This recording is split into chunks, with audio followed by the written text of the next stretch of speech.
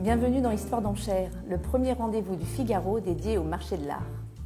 Aujourd'hui, j'ai décidé de vous parler de ce vase. Il ne s'agit pas de n'importe quel vase, c'est une œuvre de Picasso. La maison de vente Christie's le met aux enchères le 23 octobre dans le cadre de sa première vente organisée pendant la FIAC et 2 jours avant l'ouverture du musée Picasso le 25 octobre. De Picasso, on connaît surtout la peinture, évidemment. Mais Picasso était aussi un céramiste.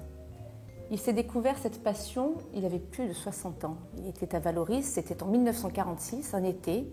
Sur une foire, il a découvert un couple d'artisans qui avait l'atelier Madura.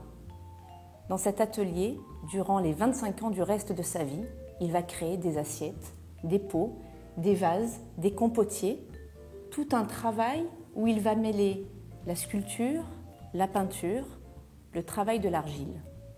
Cet objet-là, Pablo Picasso l'a réalisé à l'âge de 76 ans. On l'appelle le vase gros oiseau. Peut-être avez-vous déjà l'impression d'avoir vu sa forme ovoïde. Il est exposé au musée de Roubaix-la-Piscine et l'année dernière, en 2013, un vase équivalent a été vendu aux enchères par Sotheby's à Londres pour 131 000 €. Cet exemplaire est estimé 3 fois plus, entre 350 000 et 450 000 €. Pourquoi ? C'est une pièce unique.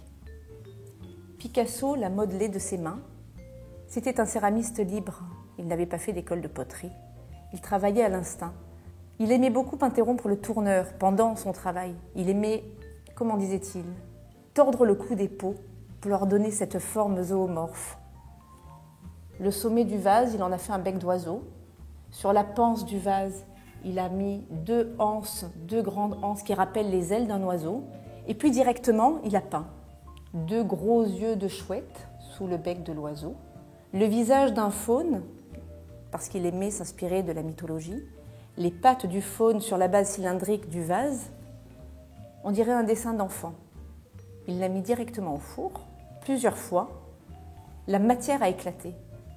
Ça ne le gênait pas le moins du monde. En fait, ce qu'il aimait dans la céramique Picasso, c'était le travail sur les volumes et c'était, comment disait-il, les accidents de cuisson. Cet objet est devenu sa céramique préférée. Il ne s'en est jamais séparé. Partout où il a déménagé, cette céramique s'est retrouvée sur une étagère avec d'autres objets qu'il entassait. Il l'a conservée jusqu'à la fin de sa vie. Lors de la succession, c'est sa petite fille Marina Picasso qui en a hérité. Elle l'a vendu à un collectionneur.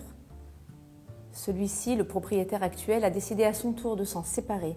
Il a confié le vase-oiseau à Christie's, qui va donc le soumettre aux enchères. C'est la première fois donc que ce vase-oiseau, pièce unique de Picasso, se retrouve sur le marché de l'art.